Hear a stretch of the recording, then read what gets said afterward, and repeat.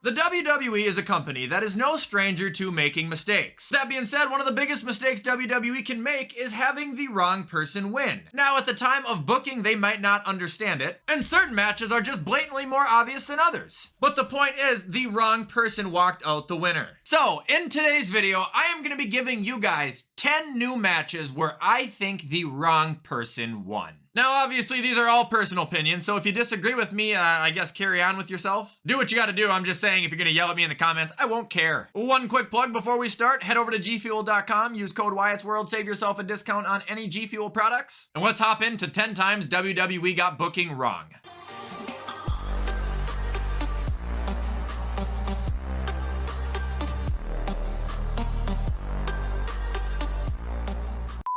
So in no particular order, starting off with the most recent one, we've got Roman Reigns beating Cody Rhodes at WrestleMania 39. I will not agree with this until I see Cody holding that championship belt, and then maybe it will make sense. But as of right now, it was still brain dead. Never seen a community so vocal about wanting change, wanting something new, being bored of something, and WWE just not caring. Now, there is also a large portion of people who apparently do like the bloodline stuff. They do like Roman Reigns. But guys, you've had your 3 years. And again, I will go on the record to say, I would not care if he just didn't have both world titles. I didn't care until he had both world titles. It's just the fact that we need two, man. We need one on each show. And the fact that Roman beat Cody pretty much guaranteed another year of the bullshit that we've been dealing with. Like I've also mentioned, Cody was white hot. You're never gonna get a reaction like you would have gotten that night again. Even if he wins it at SummerSlam or whatever, I guarantee you it will not be as loud as it would have been that night. It won't be as epic. It won't be as memorable, and WWE blew it.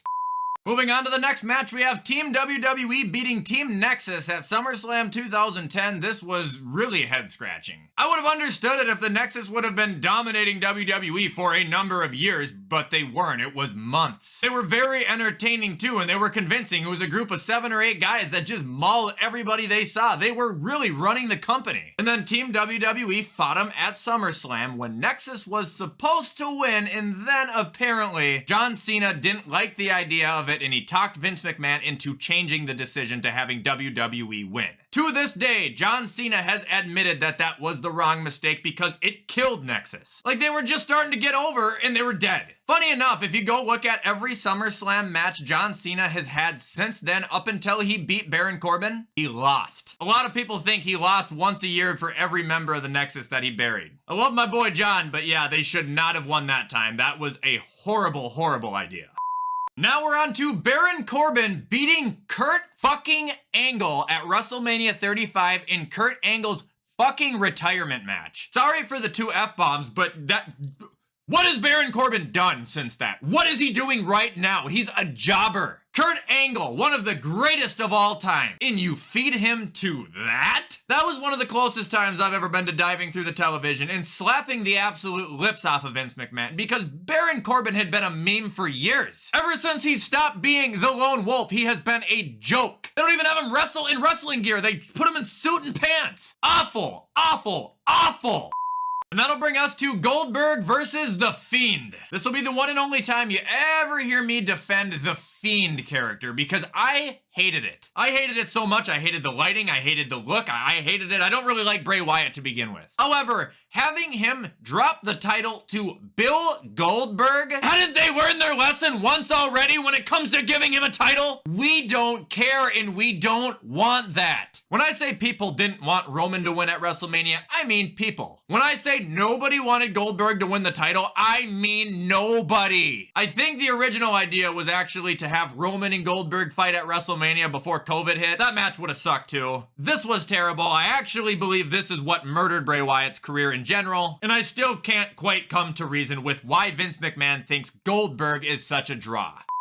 And now we'll go to WrestleMania 31, where Triple H beat Sting. I didn't like the booking when it happened, and I really don't like it now that Sting will never wrestle in WWE again. What was the point of having Triple H win this? Like, why? Other than a power trip and a fuck you to Sting in the WCW, why? It made no sense. It didn't. Sting, a character who every wrestling fan knew about, but a character who would never come to WWE, much like Kenny Omega. He knew that they were gonna mistreat him, so he never did it. And then 20 some years go by and Sting finally signs with the WWE. He agrees to work there. And in his first match, what do they have him do? Lose to Triple H. To a fan's eyes, that was the end of Sting. Like, okay, you came here on your big build-up, you got your ass kicked, goodbye. Like, it was so bad. After that, Sting did have a couple matches. He had a tag team match with Cena on Raw, and then a singles match with Rollins, which he also lost, and he got hurt and was unable to ever really wrestle in WWE again. Up next, we got Brock Lesnar winning the Royal Rumble in 2022. Everyone was sick of Brock and Roman at this point. But what was WWE gonna do? They were gonna give us more of it. Earlier in the night, Brock was defending the WWE title against Bobby Lashley. Roman interfered, costing Brock his belt, so what did Brock do? He entered the Royal Rumble at number 30 and won the match after only being in the ring for 2 minutes and 30 seconds. Hey, for one, everybody knew as soon as his music hit that he was gonna win, so it really pissed us off. And two, if you were gonna have Brock face Roman, why didn't you just make that match a different week, not waste a Royal Rumble victory on Brock, someone who doesn't need it, when you could have given it to someone else who could have really launched themselves into the main event picture. You didn't need to combine the titles. You could have kept them separate. And honestly, I think we'd all be a lot happier today if it would have remained that way. And now we are on to Nikki Ash winning the Women's Money in the Bank. That happened. Not only one of the dumbest characters, not only one of the worst characters, not only one of the most unbelievable, unrealistic, just annoying characters in WWE history, but they gave her the Money in the Bank and a woman's title run for like a whopping 2 weeks. What was the point? He could have had it like Otis the one time where he won to shock the fans but lost the briefcase to The Miz later on. But no, they let Nikki cash it in and win it, only to get buried, like I said, literally 2 weeks later and never really talked about again. Come on, WWE, give me with the logic. Why?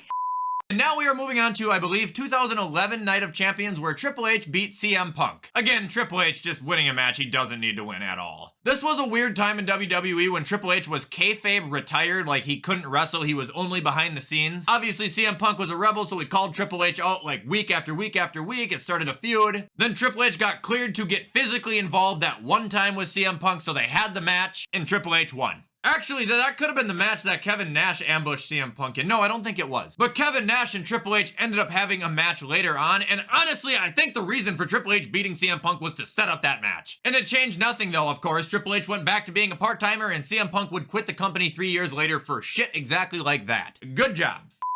Alright, now we're on to one of my personal favorites. Braun Strowman and a 10-year-old kid beat the Bar at WrestleMania 34. I hate this for 2 reasons. 1, Braun Strowman made Sheamus and Cesaro look like bitches. And 2, Braun relinquished the tag team titles the very next night on Raw. What was the point? I can't even imagine how that conversation went over backstage. Hey, Sheamus, come here quick. So get this, we're gonna have you and Cesaro drop the titles to Braun Strowman by himself, and then the next night the titles are gonna be vacant. Oh, that's such good shit. It was so stupid. I get it, yes, make Braun look strong, but that's kind of what you do every week when he comes out and plows over 5 people and flips an announce table. You know what I mean? Idiots!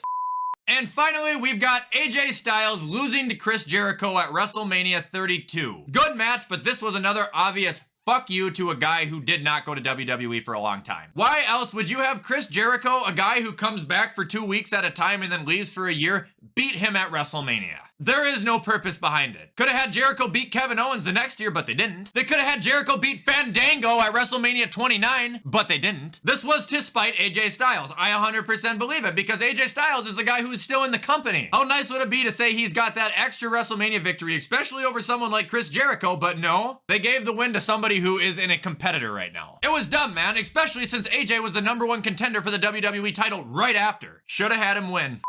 And that is it, guys, for 10 times I disagreed with the WWE's booking. Anyway, I am gonna hop off and edit this video so you guys can watch it on time. Show any support you can. You guys know I appreciate it. However, as always, have a fantastic rest of your week, and I will see you in the next video.